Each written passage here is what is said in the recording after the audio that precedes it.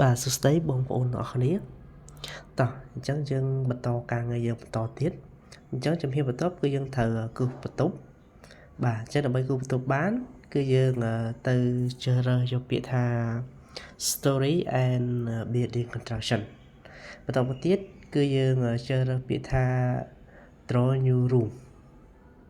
បាទយើងយកពាក្យ draw new room មក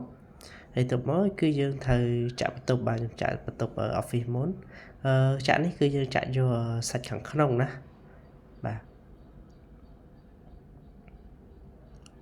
បាទយើងចាក់បែបហ្នឹងមកបាទតោះចំណុចនេះយើង right click គេថា close polygon អូខេបាទអញ្ចឹងយើងអាចទៅចូលមើល view 3D បាទ 3D វានឹងចេញរូបរាងបែបហ្នឹងវានឹងកាត់ឲ្យបែបហ្នឹងណាបាទអញ្ចឹងយើងចាក់ទៀតមកគឺយើងចាក់សាច់ក្នុងទៀតមកយើងចាក់បន្ទប់ទឹកមកបាទ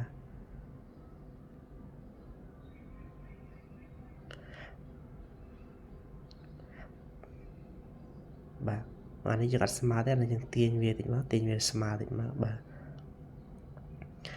អញ្ចឹងតើតោះជាមួយក្នុងការចាក់បន្ទប់គឺយើងធ្វើដូចគ្នាទេណាបាទតាមចំណុចនេះគឺយើងចុច save មកណាបាទយើងចុច save ហើយយើងទៅជ្រើសរើស folder មួយដែលយើង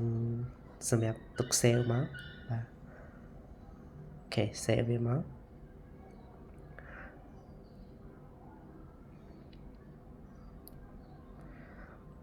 អញ្ចឹងយើងត្រូវចាក់ឲ្យគ្រប់បន្ទប់ទាំងអស់ណាបាទអញ្ចឹងសល់មួយបន្ទប់ទៀតគឺយើងចាក់ corridor នេះមក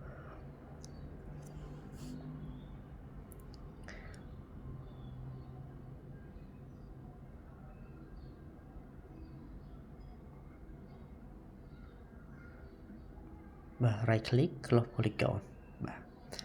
ទចំណុចនេះគឺយើងអត់ស្មើទេអញ្ចឹងយើងទាញវាស្មើមកបាទអូខេបាទអញ្ចឹងយើងចាក់បន្ទប់អស់ហើយយើងទៅមើល 3D បាទអញ្ចឹងដល់ពេលដែល 3D វានឹងចេញបង្ហាញរូបរាងបែបហ្នឹងបាទអញ្ចឹងដើម្បីយើងទៅកាត់ពីបន្ទប់យើងទៅចូល 2D វិញណាបាទអញ្ចឹងវីដេអូនេះខ្ញុំសូមបញ្ចប់តែត្រឹមនេះសិនហើយយើងនឹងបន្តការងារយើងនៅវីដេអូបន្តទៀត